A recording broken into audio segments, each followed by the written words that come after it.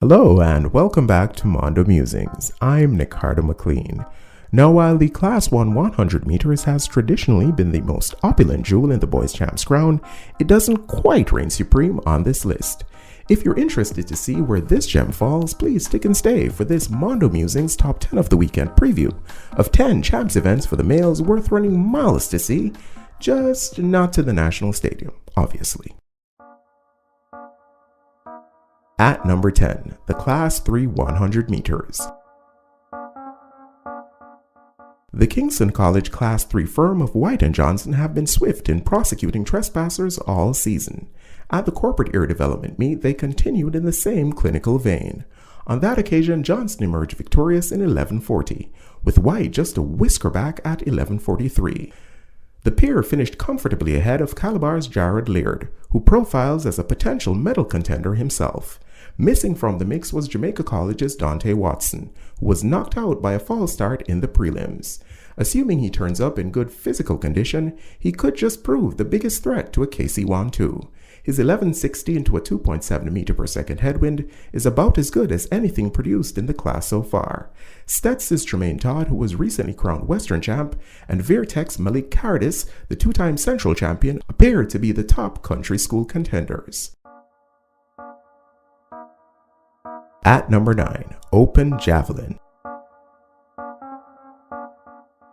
Kingston College's Akil Hanchard and Edwin Allen's Christopher Young were two of the three Jamaican high schoolers to pierce the 60-meter mark last year. This season, those two are back at it again, with St. Jago's Andre Raymond replacing Calabar's Elaine Harris in the 60-plus high school club. Hanchard, who produced a 63.52 lifetime best to beat Harris at the corporate ear development meet, should enter competition at champs as the event favorite. He likely have most to fear from young Mr. Young, whose 61.60 PB and victory over Raymond at Central Champs is reflective of his upward trajectory in virtually all the throws. Though he's been a touch short of the distances he reached in 2020, a medal for Harris, who holds a 59.02 season's best, isn't out of the question either.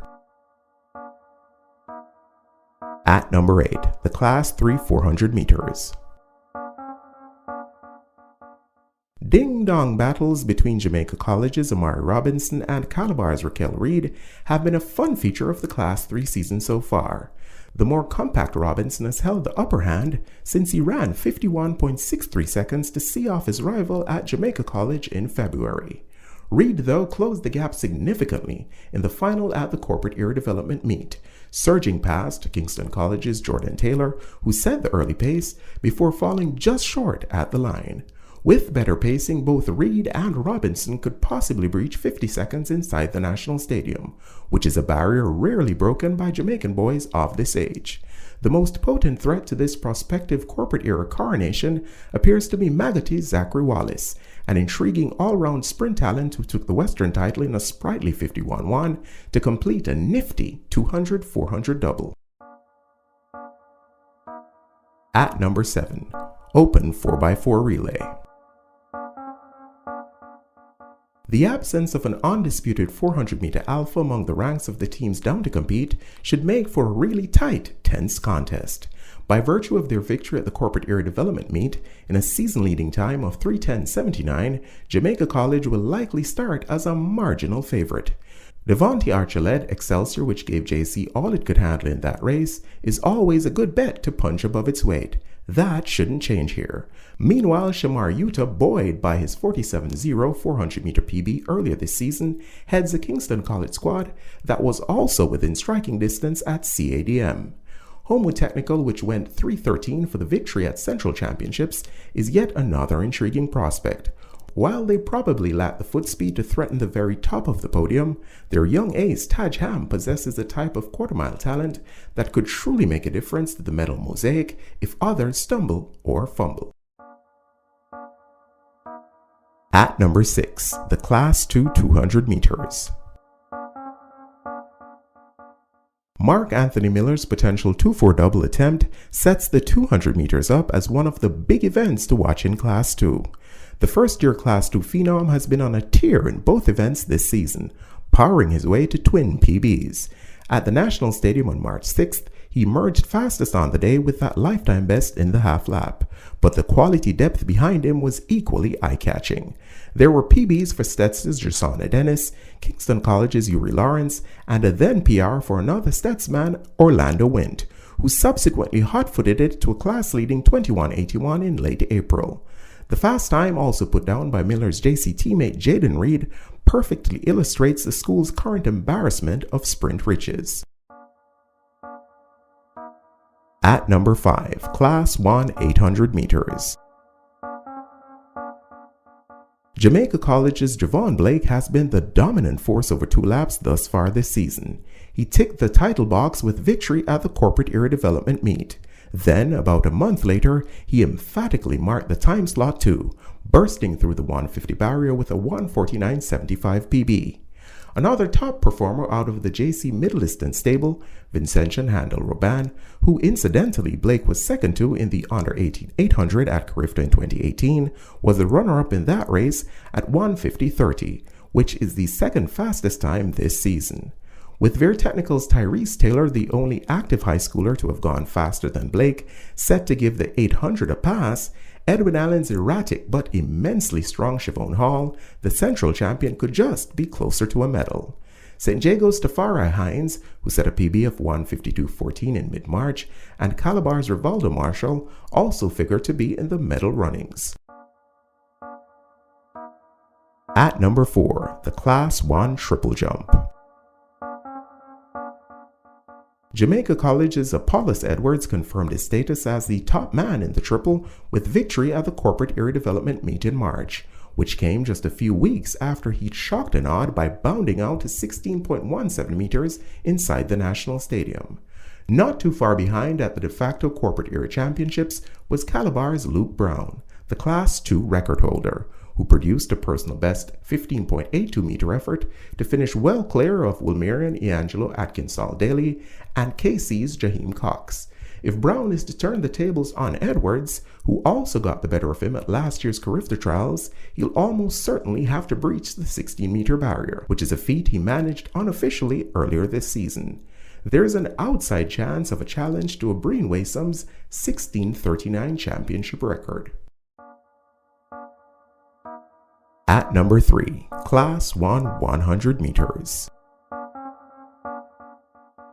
The projected presence of exceptional all-round sprint talent Antonio Watson adds a dash of spice to an event that definitely wasn't lacking for it to begin with.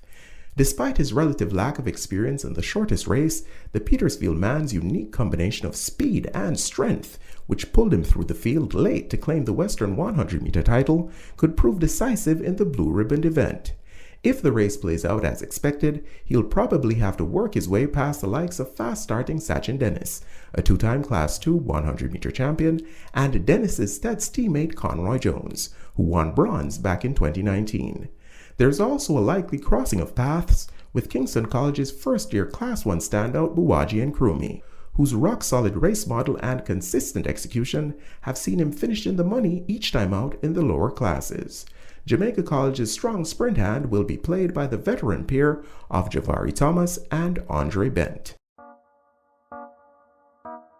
At number 2, the Class 1 400-meter hurdles. Ex-Celsorian Devontae Archer, the Jamaican junior leader in 2020 at 50.88 seconds, looked a solid bet for gold at the start of the season, until he had his 5-race winning streak over the barriers snapped by Kingston College's Rayon Campbell in a loaded field at the Corporate Era Development Meet.